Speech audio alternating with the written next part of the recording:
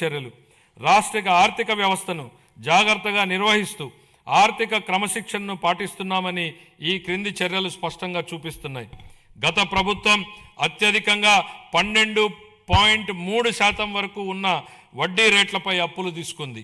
రాష్ట్ర ఆర్థిక భారాన్ని తగ్గించేందుకు అధిక వడ్డీ రుణాలను 9% లేదా అంతకంటే తక్కువ తీసుకురావడానికి వడ్డీ రేట్ల తగ్గింపు, డెట్ స్వాపింగ్ వంటి చర్యలను చేపడుతున్నాం.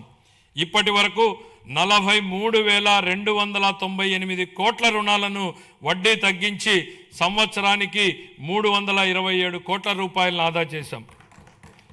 అదనంగా మరో 1.2 లక్షల కోట్ల రుణాలపై మెరుగైన షరతులు పొందేందుకు చర్యలు కొనసాగిస్తున్నాం. దీని ద్వారా సంవత్సరానికి 1,658 కోట్ల రూపాయల ఆదా కలుగుతుందని అంచనా. పంచాయతీలు మరియు మున్సిపాలిటీలను బలోపేతం చేయడానికి ఆర్థిక సంఘం గ్రాంట్ల కింద 3,797 కోట్లను విడుదల చేశాం. జూన్ 24 నాటికి పెండింగ్లో ఉన్న 24,800 కోట్ల బకాయిలను క్లియర్ చేశాం. సాగునీరు, రహదారులు మరియు ఇతర పనులకు సంబంధించి 37,030 కోట్లను చెల్లించి ఆర్థిక కార్యకలాపాలను పునరుద్ధరించాం. 163 కేంద్ర ప్రాయోజిత పథకాలకు 18,700 కోట్లను విడుదల చేసి వాటిలో 85 పథకాలని పునరుద్ధరించాం. దీని ఫలితంగా కేంద్ర ప్రభుత్వ నిధుల విడుదల మరింత పెరిగింది. ఆంధ్రప్రదేశ్ వెల్త్ ఫండ్ను 100 కోట్లతో సీడ్ కార్పస్తో ఏర్పాటు చేయాలని ప్రతిపాదిస్తున్నాం.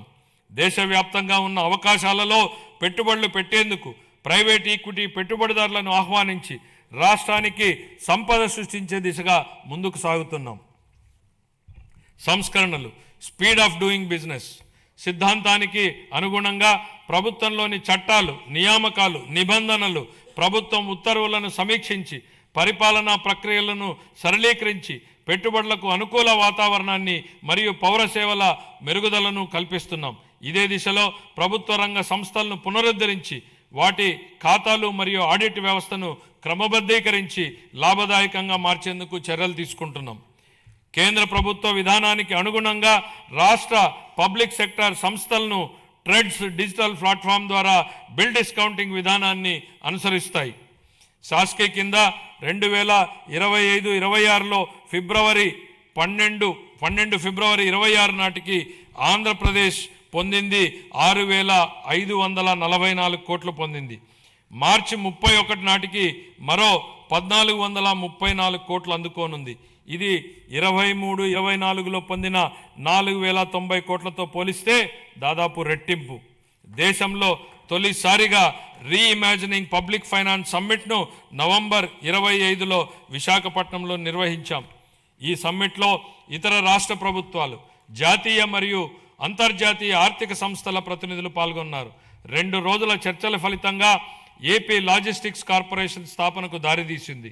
అలాగే పబ్లిక్ సెక్టర్లో వినూత్న ఆర్థిక నమూనాల ద్వారా ప్రైవేటు పెట్టుబడులను ఆకర్షించే మార్గాలు ఏర్పడ్డాయి. భవిష్యత్ విధానాలు. జూన్ 24 నుండి రాష్ట్రాన్ని ప్రపంచ స్థాయి పోటీతత్వంతో ముందుకు తీసుకెళ్లేందుకు 26 పునర్వ్యవస్థీకరించిన పాలసీలను ప్రవేశపెట్టాం. వాటిలో ముఖ్యమైనటువంటివి ఆంధ్రప్రదేశ్ పారిశ్రామిక అభివృద్ధి విధానం, ఆంధ్రప్రదేశ్ ఎంఎస్ఎంఈ పారిశ్రామికవేత్తల అభివృద్ధి విధానం, ఆంధ్రప్రదేశ్ సమగ్ర స్వచ్ఛ ఇంధన విధానం, ఆంధ్రప్రదేశ్ ఆవిష్కరణ స్టార్టప్ విధానం, ఆంధ్రప్రదేశ్ పర్యాటక విధానం, ఇలా మొత్తం 26 పాలసీలను ప్రవేశపెట్టడం జరిగింది. ఈ విధానాలు ఆంధ్రప్రదేశ్ను పెట్టుబడులకు అనుకూలమైన, స్థిరమైన మరియు సమగ్ర అభివృద్ధిని సాధించే రాష్ట్రంగా తీర్చిదిద్దే దిశగా ముందుకు వెళ్తాయి. పరిశ్రమలు, మౌలిక సదుపాయాలు, పెట్టుబడులు, సమాచార సాంకేతికం, ఎలక్ట్రానిక్ కమ్యూనికేషన్, ఆవిష్కరణలు మరియు భవిష్యత్ సంసిద్ధత.